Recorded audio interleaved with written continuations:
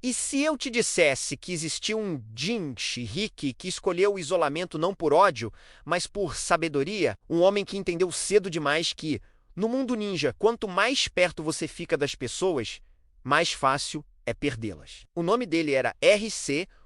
Jinchi, Rikei da Quatro Caudas. Ao contrário de outros Jinchi Riki que conhecemos, como Gaara ou Naruto em suas infâncias, Rishi não era um jovem impulsivo e instável. Ele era um homem maduro, experiente, que já havia vivido o suficiente para compreender a verdadeira natureza do poder que carregava dentro de si. A maioria dos Jinchi Riki é consumida pelo medo da besta ou pelo ódio das pessoas, mas Rishi escolheu um caminho diferente. Ele enfrentou sua besta de frente. A Quatro Caudas, Sangoku, era a personificação do orgulho. Uma força da natureza, um espírito indomável que só respeitava quem se mantinha firme, quem não se curvava. E foi exatamente isso que Rishi fez. Ele não tentou suprimir a besta, não tentou ignorá-la. Ele a encarou como um igual, com respeito e determinação. Com o tempo, ele conquistou algo raríssimo, talvez único entre os Jinchi Riki antes de Naruto, o respeito genuíno de sua Biju.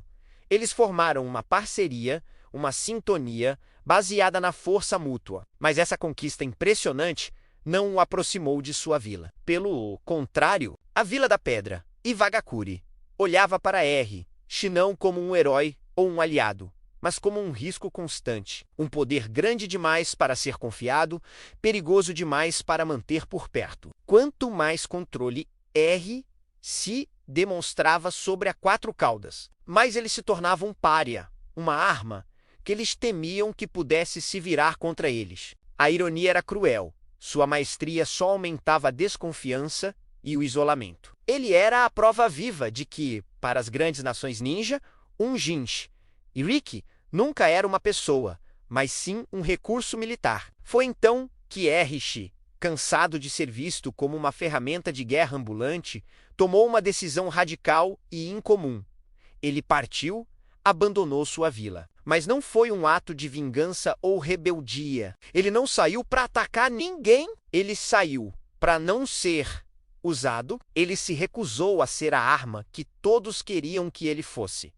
Rishi se tornou um andarilho, um eremita viajando pelo mundo. Ele dedicou sua vida a treinar o corpo e a mente, aprofundando seu domínio sobre o chakra da Quatro Caudas e desenvolvendo suas habilidades únicas de liberação de lava. Cada batalha que encontrava pelo caminho era um teste de sua força e autocontrole. Cada vitória era uma confirmação de que ele, e não a vila, estava no comando de seu próprio poder. Ele buscou a liberdade na solidão, acreditando que, longe de todos, ninguém poderia manipulá-lo ou forçá-lo a lutar guerras que não eram suas. Mas o isolamento, mesmo quando voluntário, cobra um preço alto. Com o passar dos anos, Rishi percebeu que havia se tornado um fantasma, uma lenda esquecida. Ninguém o procurava. Ninguém falava dele, a não ser, talvez, em sussurros temerosos. Ele existia apenas como uma força bruta, uma entidade poderosa vagando pelo mundo,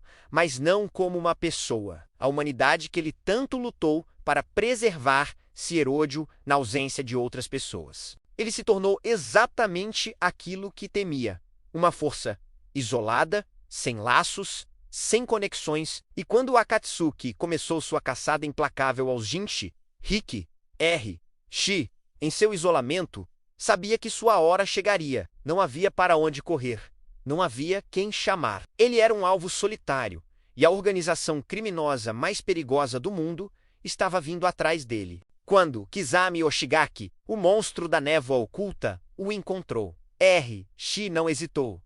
Ele lutou, e lutou com tudo o que tinha. A batalha foi cataclísmica. O chakra da Quatro Caudas explodiu como um vulcão em erupção. O chão se partiu sob ondas de lava. O ar queimou com a intensidade do seu poder.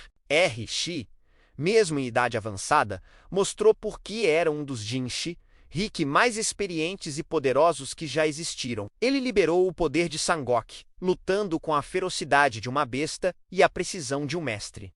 Ele não implorou, não tentou fugir. Ele enfrentou seu inimigo de frente, com a mesma dignidade e firmeza que demonstrou durante toda a sua vida. Mas mesmo o Jinshi, Rick mais sábio e experiente, não pode vencer quando o mundo inteiro conspira contra ele. Kizami era um oponente formidável, um dos membros mais fortes da Akatsuki, cuja espada, a Samerrada, se alimentava de chukra, tornando-o o adversário perfeito para um Jinshi Rick.